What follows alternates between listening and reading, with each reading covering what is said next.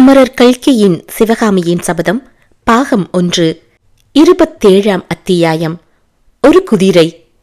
பல்லவ சக்கரவர்த்தியையும் அவருடைய திருக்குமாரரையும் பார்த்தவுடனே சற்று தூரத்திலேயே சிவிகை தரையில் இறக்கப்பட்டது. ஆயனரும் சிவகாமியும் சீவிகையில் இருந்து இறங்கி பயபக்தியுடன் நடந்து வந்தார்கள். ஆயனரே, வாருங்கள், சிவகாமியையும் அழைத்து வந்தீர்களா? மிகவும் நல்லது. பிரயாணம் சௌக்கியமாயிருந்ததா என்று சக்கரவர்த்தி கேட்டார். பல்லவேந்திரா, தங்களுடைய குடை நிழலின் கீழ் பிரயாணம் சௌக்கியமாயிருப்பதற்கு கேட்பானேன் என்று கூறிய வண்ணம் ஆயனர் அருகில் வந்து வணங்கினார். அவருக்கு பின்னால் அடக்கத்துடன் வந்த சிவகாமியும் சக்கரவர்த்தியை நமஸ்கரித்தாள். அவளுடைய உள்ளத்தில் சக்கரவர்த்தியிடம் பக்தியும் மரியாதையும் நிறைந்திருந்தன. அதே சமயத்தில் இன்னதென்று தெரியாத ஒரு வகை பயமும் குடிக்கொண்டிருந்தது. சிவகாமி, உனக்கு மங்களம் உண்டாகட்டும். உன்னிடம் அடைக்கலம் புகுந்திருக்கும் பரத சாஸ்திர கலை மேலும் மேலும் வளர்ந்து பூரணமடையட்டும் என்று மகேந்திர பல்லவர் ஆசி கூறிவிட்டு ஆயனரை பார்த்து சொல்லத் தொடங்கினார். ஆயனரே, இன்றைக்கு உங்கள் பிரயாணம் சௌக்கியமாயிருந்தது என்று சொன்னீரல்லவா? இனி நெடுகிலும் அப்படியே இருக்கும் என்று சொல்வதற்கில்லை. இந்த யுத்தம் முடியும் வரையில் சாலையிலே சைனியங்களின் நடமாட்டம் அதிகமாயிருக்கும். ஆகையால் இன்னும் கொஞ்ச காலத்துக்கு நீர் இங்கேயே வந்து தங்கியிருப்பது நல்லது. ஆயனருக்கு தூக்கி வாரி போட்டது. அரண்ய வீட்டில் அரைகுறையாக செய்யப்பட்டு கிடந்த நடன சிற்ப உருவங்கள் எல்லாம் அவருடைய கண் முன்னால் நின்றன. பல்லவேந்திரா என்று ஏதோ சொல்லத் தொடங்கினார். மகேந்திரர் தமது குரலை சிறிது கடுமைப்படுத்திக் கொண்டு, மறுவார்த்தை வேண்டாம். நீரும் புதல்வியும் நாளை முதல் இங்கே வந்துவிட வேண்டியது. இது நமது ஆங்கை என்றார். ஆயனர் நடுங்கியவராய், பல்லவேந்திரா, தங்கள் ஆங்கைக்கு மறுவார்த்தையும் உண்டோ? அவ்விதமே செய்கிறேன் என்றார். ஆயனரே, இந்த கோயில்களை எவ்வளவு சீக்கிரமாக வேலை செய்யலாமோ அவ்வளவு சீக்கிரமாக முடிக்க வேண்டும். கோயில்கள் பூர்த்தியாகும் வரையில் நீர் வேறு எந்த வேலையையும் கவனிக்க வேண்டியதில்லை. இந்த வேலைக்காக நீர் எப்போது எவ்வளவு திரவியம் கேட்டாலும் கொடுக்கும்படியாக தனாதிகாரிக்கு கட்டளையிட்டிருக்கிறேன். இன்னும் உமக்கு வேண்டிய ஆட்களையும் வேறு வசதிகளையும் உடனுக்குடன் அனுப்பும்படி ஏற்பாடு செய்திருக்கிறேன். எந்த காரணத்திலாவது காரியம் குந்தகப்படுவதாயிருந்தால் நீ குமார சக்கரவர்த்திக்கு செய்து அனுப்பி வேண்டியதை தெரியப்படுத்தலாம் என்று சக்கரவர்த்தி கூறியதும் அருகில் நின்ற மாமல்லரை ஆயனர் நோக்கினார். ஆம் ஆயனரே, இனி சில காலத்துக்கு உமக்கு வேண்டியதையெல்லாம் மாமல்லரிடம்தான் தெரியப்படுத்த வேண்டும். நாளைய தினம் பல்லவ சைனியத்துடன் நான் போர்க்களத்துக்கு புறப்பட்டு செல்கிறேன். நான் திரும்பி வரும் வரையில் பல்லவ சாம்ராஜ்யத்தை நிர்வகிக்கும் சகல பொறுப்புகளையும் மந்திரி மண்டலத்தார் மாமல்லருக்கு அளித்திருக்கிறார்கள். நாளை முதல் மாமல்லர்தான் சக்கரவர்த்தி என்றார் மகேந்திர பல்லவர். சக்கரவர்த்தி ஆயனரிடம் சற்று கடுமையான குரலில் கூறி வந்த மொழிகளை கேட்டு கவலையும் பயமும் கொண்டிருந்த சிவகாமி அவருடைய கடைசி வார்த்தைகளை கேட்டதும் அளவில்லாத குதூகலம் அடைந்தாள். அவளுடைய மனதில் பலவித இன்பகரமான எண்ணங்கள் பொங்கி ததும்பின. அவற்றுள் முக்கியமானது மாமல்லர் இப்போது போர்க்களத்துக்கு போகவில்லை என்பதுதான். அதனோடு சக்கரவர்த்தியும் போய்விடுகிறார். மாமல்லர் சக்கரவர்த்திக்குரிய சர்வ அதிகாரங்களுடன் இருக்கப் போகிறார். இனி அவரும் தானும் அடிக்கடி சந்திப்பதற்கு தடையொன்றுமிராது. தாமரை குளக்கரையில் மாமல்லரை சந்தித்து அளவலாவியதை பற்றி பகற்கனவுகள் சிவகாமியின் உள்ளத்தில் எழுந்தன. முகத்தில் அவளை அறியாமல் முறுவல் தோன்றியது. ஆசை ததும்பிய கண்களின் ஓரத்தினால் மாமல்லரை அவள் பார்த்தாள். ஆனால் ஐயோ, இதென்ன? அவருடைய கருணை ததும்பும் முகத்தில் இப்போது ஏன் இந்த கடுகடுப்பு? தன்னை ஏன் அவர் திரும்பி பார்க்கவில்லை? ஒருவேளை தான் அவ்விடம் வந்ததே அவருக்கு பிடிக்கவில்லையோ? பின்னரும் 2-3 தடவை சிவகாமி மாமல்லரின் முகத்தை ஆவலுடன் நோக்கினாள். அவர் அவள் பக்கம் பார்க்கவே இல்லை. நேற்று தாமரை குளத்தில் அகன்ற கண்களால் விழுங்கி விடுபவர் போல் தன்னை பார்த்தவர், பின்னர் வீட்டிலே சக்கரவர்த்தியும் ஆயனரும் பேசிக் கொண்டிருந்த போது அடிக்கடி கண்களினாலேயே தன்னுடன் ரகசியம் பேசியவர், இப்போது தன்னை பார்க்கவும் விரும்பாதவர் போல் இருப்பதன் காரணம் என்ன? சிவகாமியின் கண்களில் கண்ணீர் ததும்பும் போலிருந்தது. அவள் விரைவாக அங்கிருந்து அப்பால் சென்று ஒரு பாறையின் பின்னால் ஒதுங்கி நின்றாள். ஆனால் நரசிம்மருடைய மனநிலை உண்மையில் எவ்வாறு இருந்தது? ஆம், அவர் கோபம் கொண்டுதான் இருந்தார். ஆனால் யார் மீது என்பதை நாம் அறியோம். அது நரசிம்மருக்கே தெரிந்திராத போது நமக்கு எப்படி தெரிந்திருக்க முடியும்? மாமல்லருடைய உள்ளத்திலே சிவகாமியிடம் பிரேமை பொங்கிக் கொண்டிருந்தது. சிவிகையிலே அவளுடைய திவ்ய வதனத்தை பார்த்ததும் அவருக்கு எல்லையில்லாத குதூகலம் ஏற்பட்டது. உடனே ஓடிச் சென்று அவளை வரவேற்க வேண்டும் என்றும் கையை பிடித்து சிவிகையிலிருந்து இறக்கிவிட வேண்டும் என்றும் ஆவல் பொங்கிற்று. அதெல்லாம் முடியாமற் போகவே அவரது ஆசை கோபமாக மாறியது. அந்த கோபமானது எல்லாவற்றையும் எல்லாரையும் தழுவி நின்றது. பெரிய சாம்ராஜ்யத்துக்கு உரிமையுடன் பிறந்த தமது பிறப்பின் மேலேயே கோபம் கொண்டார். எதற்காக சக்கரவர்த்தியின் அரண்மனையிலே நாம் பிறந்திருக்க வேண்டும்? ஏழை சிற்பியின் மகனாக ஏன் பிறந்திருக்க கூடாது என்று எண்ணினார். தாம் போர்க்களத்துக்கு போகப் போவதில்லை என்று தந்தை சொன்னதும் சிவகாமியின் முகத்தில் பூத்த புன்முறுவல் அவருடைய கோபத்துக்கு தூபம் போட்டது போலாயிற்று. போர்க்களத்துக்கு போகாமல் அரண்மனையில் உட்கார்ந்திருப்பது அவமானம் என்பதை அவள் உணரவில்லை. போர்க்களத்துக்கு போகாவிட்டாலும் அவளை அடிக்கடி பார்க்கவாவது முடியப் போகிறதா? அதுவும் இல்லை. காஞ்சி கோட்டையை விட்டு வெளிக்கிளம்பக்கூடாது என்று தந்தை வாக்குறுதி வாங்கிக் கொண்டிருக்கிறார். இதையெல்லாம் அறியாமல் சிவகாமி புன்னகை பூத்து மகிழ்கிறாள். இம்மாதிரி எண்ணங்களினால் நரசிம்மருடைய கோபம் மேலும் மேலும் வளர்ந்து கொண்டு வந்தது. மனோலோகத்தில் இந்த நாடகம் நடந்து கொண்டிருக்கையில் சக்கரவர்த்தியும் ஆயனரும் தொடர்ந்து பேசிக் கொண்டிருந்தார்கள். பேசும்போதே தம்முடைய முகத்தையும் மாமல்லருடைய முகத்தையும் ஆயனர் மாறி மாறி ஏறிட்டு பார்ப்பதை கவனித்த சக்கரவர்த்தி, ஆயனரே, ஏதாவது கோரிக்கை உண்டா? என்னிடமோ மாமல்லரிடமோ தெரியப்படுத்த வேண்டியது ஏதாவது இருக்கிறதா என்று வினவினார். ஆயனர் தயங்கி தடுமாறி, ஆம் பல்லவேந்திரா, எனக்கு ஒரு குதிரை வேண்டும் என்றார். என்ன கேட்டீர்? நல்ல குதிரை ஒன்று வேண்டும். குதிரையா? குதிரை வேண்டும் என்றா கேட்டீர்?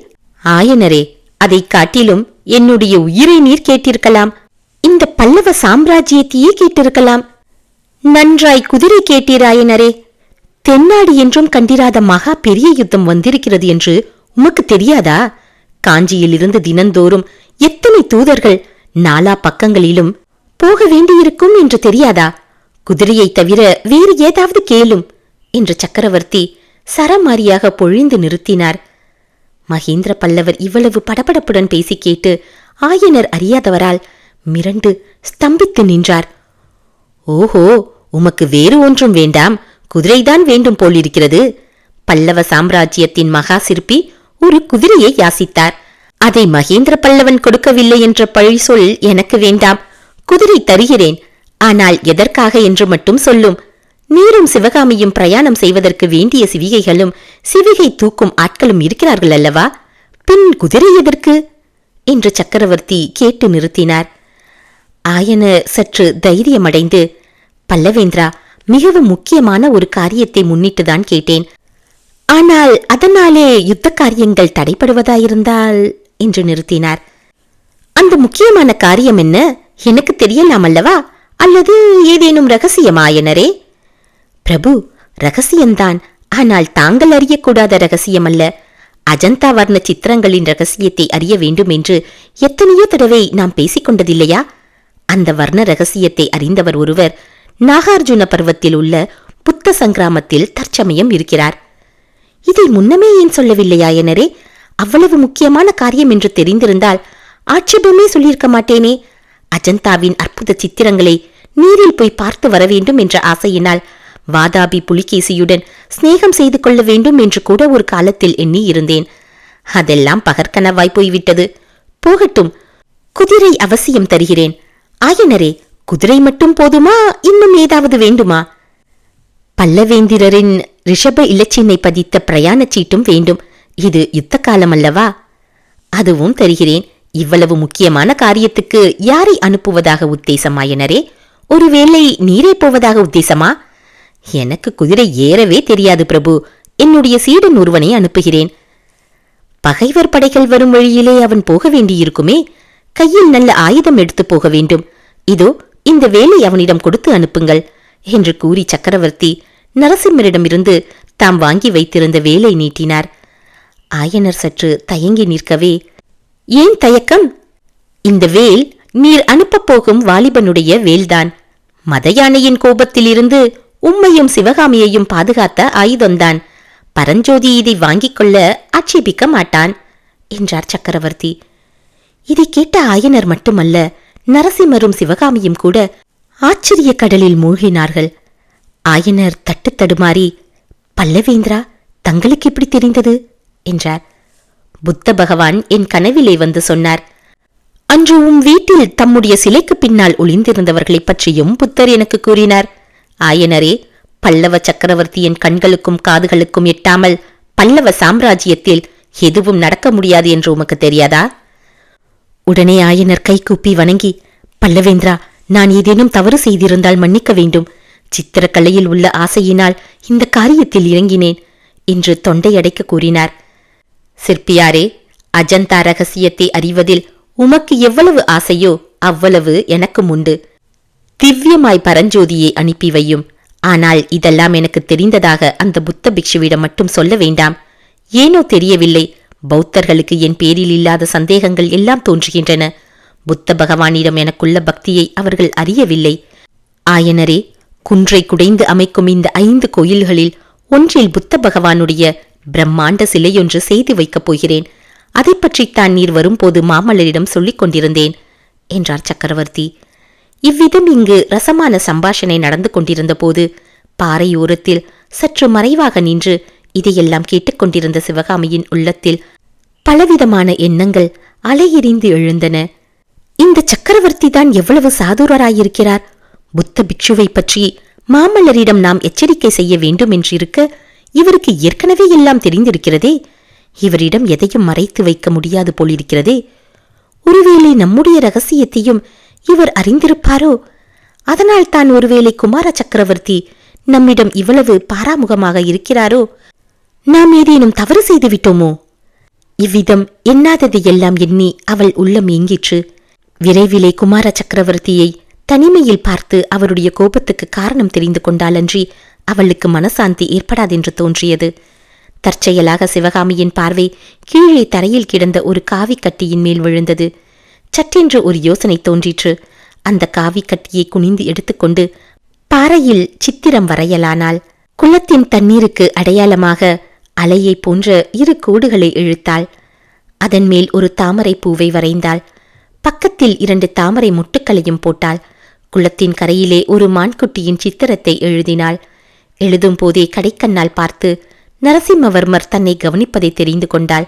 சித்திரம் எழுதி முடித்ததும் சிவகாமியின் மனதில் அமைதி ஏற்பட்டது. அந்த சித்திரத்தில் அடங்கிய செய்தியை நரசிம்மவர்மர் கட்டாயம் தெரிந்து கொள்வார். மற்றவர்களுக்கோ அதில் அர்த்தம் ஒன்றும் இராது. ஏதோ கிறுக்கி இருக்கிறது என்றுதான் எண்ணிக்கொள்வார்கள்.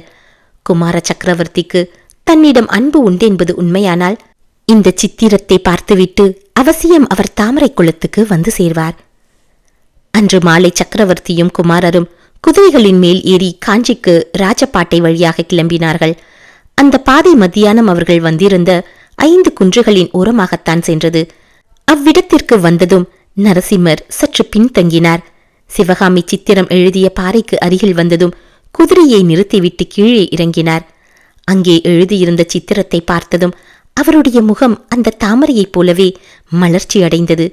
தரையில் கிடந்த அதே காவிக்கட்டியை அவரும் எடுத்து மானுக்கும் தாமரைக்கும் நடுவில் ஒரு வேலின் சித்திரத்தை எழுதினார். 27ஆம் அத்தியாயம் முடிவு பெற்றது. 28ஆம் அத்தியாயம் மலை வழியில். சென்ற அத்தியாயத்தில் கூறிய சம்பவம் நிகழ்ந்து 4 தினங்களுக்கு பிறகு பரஞ்சோதி போர் வீரனைப் போல் உடைத்தெறித்து கையில் வேல் பிடித்து அழகிய உயர்ஜாதி புரவியின் மேல் அமர்ந்து மலைப்பாதையில் தன்னந்தனியாக போய்க் கொண்டிருந்தான். சூரியன் அஸ்தமிக்க இன்னும் 2 நாளிகை பொழுதுதான் இருந்தது. எனினும் அந்த மலை பிரதேசத்து மாலை வெயில் அவனுடைய இடது கன்னத்தில் சுளீர் என்று அடித்தது. பகல் நேரமெல்லாம் தகிக்கும் வெயிலில் பிரயாணம் செய்து பரஞ்சோதி களைத்து போயிருந்தான். குதிரையும் களைப்படைந்திருந்தது. எனவே குதிரையை மெதுவாக செலுத்திக் கொண்டு சென்றான். குதிரை மெல்ல மெல்ல அம்மலைப்பாதையில் ஏறி மேலே சென்று கொண்டிருக்கையில் பரஞ்சோதியின் உள்ளம் அடிக்கடி பின்னால் சென்று கொண்டிருந்தது.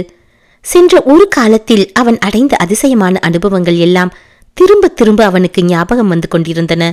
காஞ்சி நகரில் புத்த பிக்ஷுவுடன் பிரவேசித்த அன்றிரவு நடந்த சம்பவங்கள் நினைவுக்கு வந்த போதெல்லாம் அவை உண்மையில் நிகழ்ந்தவைதானா அல்லது கனவில் நடந்த சம்பவங்களா என்று பரஞ்சோதி அதிசயித்தான்.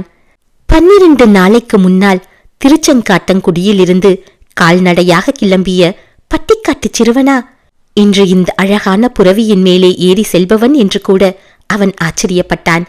வெயிலின் வேகத்தினால் வியர்வையை துடைக்க வேண்டியிருந்த போதெல்லாம் பரஞ்சோதிக்கு தமிழகத்து சாலையின் அழகும் வசதிகளும் ஞாபகத்துக்கு வந்து கொண்டிருந்தன.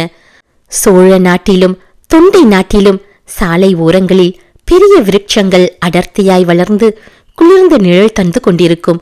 சாலைகளின் இருபுறத்திலும் உள்ள வயல்களில் பசுமையான நெற்பயிர் இளந்தென்றலில் அசைந்தாடும். முதிர்ந்த பயிர்கள் கதிரின் பாரம் தாங்க மாட்டாமல் வயல்களில் சாய்ந்து கிடக்கும். ஆங்காங்கே பசுமையான தென்னந்தோப்புகளும் மான் தோப்புகளும் கண்குளிர காட்சி தந்து கொண்டிருக்கும் வாழைத் தோட்டங்களையும் கரும்பு தோட்டங்களையும் கண்ணால் பார்த்தாலே நாவறட்சி தீர்ந்து தனியும். ஆம், வழிப்பிரயாணத்தின் போது தாகம் எடுத்து தவிப்பென்பது அங்கெல்லாம் கிடையவே கிடையாது. தாமரையும் செங்கிழு நீரும் நீலோர் பரலும் பூத்த குளங்களுக்கு கணக்கே இல்லை. ஆறுகளும் சிற்றாறுகளும் சின்னஞ்சிறு வாய்க்கால்களும் அடிக்கொன்றாக வந்து கொண்டிருக்கும். இருபுறமும் பசுமையான செடி கொடிகள் படர்ந்த சிறு வாய்க்காய்களில் தண்ணீர் ஓடிக்கொண்டிருந்தால் அது ஓர் அழகு. தண்ணீரின்றி வாய்க்கால் வறண்டிருந்தால் அது இன்னொரு வகை அழகு. வறண்ட வாய்க்காய்களின் சிறு மணலில் நடப்பதைப் போன்ற இன்பம் வேறென்ன உண்டு? அப்படி நடக்கும்போது இரு கரைகளிலும் ஆங்காங்கு படர்ந்துள்ள காட்டு மல்லிகை செடிகளில் பூத்த மலர்களில் இருந்து வரும் நறுமணம் எவ்வளவு மனோகரமாக இருக்கும்! அதற்கிணையான இன்பம் இன்னொன்று சொல்ல வேண்டுமானால், உச்சி வேளையில் ஆலமரங்களும் வேப்ப மரங்களும் தழைத்து வளர்ந்த ராஜபாட்டைகளில் பிரயாணம் செய்வதுதான். இந்த பங்குனி மாதத்தில் சாலை ஓரத்து ஆலமரங்களிலே புதிய இளந்தளிர்கள் பல பல என்று மின்னிக் கொண்டிருக்கும். வேப்ப மரங்கள் பூத்து குலுங்கும். மாமரங்கள் புதிய தளிர்விடும் அழகைத்தான் என்னவென்று சொல்ல. ஒரு நாளைக்கு மாமரம் முழுவதும் கருநீல நிறம் பொருந்திய இளந்தளிர்கள் மயமாயிருக்கும். மறுநாளைக்கு பார்த்தால் கருநீல நிறம் இளஞ்செந்நிறமாக மாறியிருக்கும். அதற்கு அடுத்த நாள் அவ்வளவு தளிர்களும் தங்க நிறம் பெற்று தகதகவென்று மின்னிக் கொண்டிருக்கும். இப்பேற்பட்ட இயற்கை இன்பங்களை அளித்த இறைவனுடைய திருப்புகளை இன்னிசையிலே அமைத்து மரக்கிளைகளில் ஊஞ்சலாடும் பூங்குயில்கள் இடைவிடாமல் பாடிக்கொண்டிருக்கும். திருச்செங்காட்டங்குடியில் இருந்து காஞ்சிக்கு வரும் வழியில் இம்மாதிரி இன்பக் காட்சிகளை எல்லாம் பார்த்து கொண்டு வந்த பரஞ்சோதி அச்சமயம் அந்த காட்சிகளின் அழகையோ இன்பத்தையோ அவ்வளவாக அனுபவிக்கவில்லை. இப்போது எங்கே பார்த்தாலும் மொட்டை குன்றுகளை காணப்பட்ட பொட்டை பிரதேசத்தில் பசுமை என்பதையே காண முடியாத வறண்ட பாதையில் அவன் பிரயாணம் செய்து கொண்டிருந்த போதுதான் சோழ மண்டலத்து வயல்களும் தோப்புகளும் தொண்டை மண்டலத்து ஏரிகளும் காடுகளும் அவன் மனக்கண்ணின் முன்னால் அடிக்கடி தோன்றி இன்பமளித்தன. மேற்கு திசையில் மலைகளுக்கு பின்னால் சூரியன் மறையத் தொடங்கிய போது பரஞ்சோதி அந்த மலைப்பாதையில் ஒரு முடுக்கில் திரும்பினான். அன்றைக்கெல்லாம் முட்புதர்களையும் கள்ளிச்செடிகளையும் தவிர வேறு எதையும் காணாமல் வந்த பரஞ்சோதிக்கு எதிரே அப்போது ஓர் அபூர்வ காட்சி தென்பட்டது. கண்ணு கெட்டிய தூரம் நெட்டையும் குட்டையுமான புரச மரங்கள், 1000-10,000 மரங்கள் இலை என்பதே இல்லாமல் ஒரே பூமயமாக காட்சியளித்தன. அவ்வளவும் இரத்த சிவப்பு நிறமுள்ள கொத்து கொத்தான பூக்கள். மாலை கதிரவனின் செங்கிரணங்கள் அந்த புரசம் பூக்களின் இரத்த செந்நிறத்தை மிகைப்படுத்தி காட்டின. அது அபூர்வமான அழகு பொருந்திய காட்சிதான். ஆனால் ஒரு வகை அச்சம் தரும் காட்சியுமாகும். பரஞ்சோதி பிறந்து வளர்ந்த திருச்செங்காட்டங்குடி கிராமத்தில் தென்மேற்கு மூலையில் இருந்த மயானத்தில் சில புரச மரங்கள் உண்டு. அவை பங்குனி சித்திரையில் இவ்விதம் ஒரே செந்நிற பூமயமாயிருப்பதை அவன் பார்த்திருந்தான்.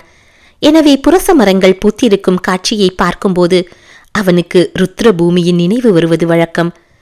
இப்போது அவன் கிராமத்துக்கு எத்தனையோ தூரத்துக்கு அப்பால் தனியாக காட்டு வழியில் போய்க் கொண்டிருந்த போது மேற்கூறிய மயானத்தின் ஞாபகம் தோன்றி அவன் மனதில் பயங்கரத்தை உண்டு பண்ணிற்று. மயானத்தின் நினைவோடு பேய் பிசாசுகளின் நினைவும் சேர்ந்து வந்தது. மற்ற விஷயங்களில் மகா தைரியசாலியான பரஞ்சோதிக்கு பேய் பிசாசு என்றால் பயம் அதிகம். இன்றைக்கு இந்த காட்டு வழியே இருட்டிய பிறகும் போக வேண்டுமே என்று நினைத்தபோது அவனுடைய நெஞ்சையும் வயிற்றையும் என்னவோ செய்தது. அதோ அந்த 2 மலைகளும் கூடுகிற இடத்தில்தான் அன்றிரவு தங்க வேண்டிய சத்திரம் இருப்பதாக அவன் அறிந்தான். அங்கே போய் சேர்வதற்குள்ளே இருட்டி ஒரு ஜாமத்துக்கு மேலாகிவிடலாம். நிலா வெளிச்சமே இராது. முன்னிருட்டு காலம். அடடா, வழியிலே ஏன் இவ்வளவு தாமதித்தோம் என்று எண்ணியவனாய் பரஞ்சோதி குதிரையை வேகமாக செலுத்த முயன்றான். ஆனாலும் பகலெல்லாம் பிரயாணம் செய்து களைத்திருந்த குதிரை எவ்வளவுதான் வேகமாக போய்விடக்கூடும்? நிர்மானுஷ்யமான அந்த மலைப்பிரதேசம் உண்மையில் அச்சத்தை தருவதாய்த்தான் இருந்தது. பட்சிகள் மிருகங்கள் கூட அங்கே காணப்படவில்லை. இருட்டிய பிறகு நரிகள் ஊளையிட ஆரம்பிக்கும். பயங்கரத்தை அவை இன்னும் அதிகப்படுத்தும். நேற்றெல்லாம் பரஞ்சோதி நீர் வடக்கே சென்ற விசாலமான ராஜபாட்டையில் பிரயாணம் செய்தான். அதன் ஜன நடமாட்டமும் குதிரைகளின் போக்குவரவும் அதிகமாயிருந்தன. பாதையில் பல இடங்களில் அவன் நிறுத்தப்பட்டான். சக்கரவர்த்தி தந்திருந்த பிரயாண இலச்சினையை அவன் ஆங்காங்கே காட்டிக்கொண்டு போக வேண்டியிருந்தது. இன்று காலையிலேயே ராஜபாட்டையை விட்டு மலைப்பாதையில் திரும்பிய பிறகு அத்தகைய தொந்தரவு ஒன்றுமில்லை. ஆனால் இப்போது பரஞ்சோதிக்கு ஒரு பெரிய குதிரைப்படையே அந்த வழியில் வரக்கூடாதா என்று தோன்றியது. ஆ, அது என்ன சத்தம்? குதிரை குளம்படியின் சத்தம் போலிருக்கிறதே. ஆம், குதிரைதான் பின்னால் வந்து கொண்டிருக்கிறது.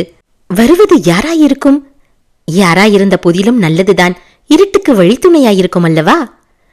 வருகிறது ஒரே குதிரையா, பல குதிரைகளா? பரஞ்சோதி தன் குதிரையை நிறுத்திவிட்டு காது கொடுத்து கேட்டான். சட்டென்று சத்தம் நின்று விட்டது. ஒருவேளை வெறும் பிரம்மையோ? யாராவது வரக்கூடாதா என்று அடிக்கடி எண்ணியதன் பயனோ? பரஞ்சோதி மேலே குதிரையை செலுத்தினான். மறுபடியும் பின்னால் குதிரை வரும் சத்தம் கேட்டது. திரும்பி பார்த்தால் ஒன்றும் தெரியவில்லை. மலைப்பாதை வளைந்து வளைந்து சென்றதனால் குதிரை சமீபத்தில் வந்தாலும் அதை தான் பார்க்க முடியாது. அதற்குள்ளே சூரியன் அஸ்தமித்து நாலாபுறமும் இருள் சூழ ஆரம்பித்து விட்டது. அதிக வளைவு இல்லாமல் பாதை நேராக சென்ற இடத்துக்கு வந்தபோது பரஞ்சோதி குதிரையை சற்று நேரம் வேகமாக விட்டுக்கொண்டு போய் சட்டென்று நிறுத்திவிட்டு திரும்பி பார்த்தான். கொஞ்ச தூரத்தில் ஒரு குதிரை வந்து கொண்டிருந்தது. அதன் மேல் ஆள் இருப்பது தெரிந்தது. பரஞ்சோதியின் குதிரை நின்றதும் அவனும் தன் குதிரையை நிறுத்தினான். பரஞ்சோதிக்கு சொல்ல முடியாத கோபம் வந்தது. குதிரையை லாவகமாக திருப்பி பின்னால் நின்ற குதிரையை நோக்கி விரைவாகச் சென்றான். அப்பொழுது கையெழுத்து மறையும் நேரம். 28ஆம் அத்தியாயம் நிறைவு பெற்றது.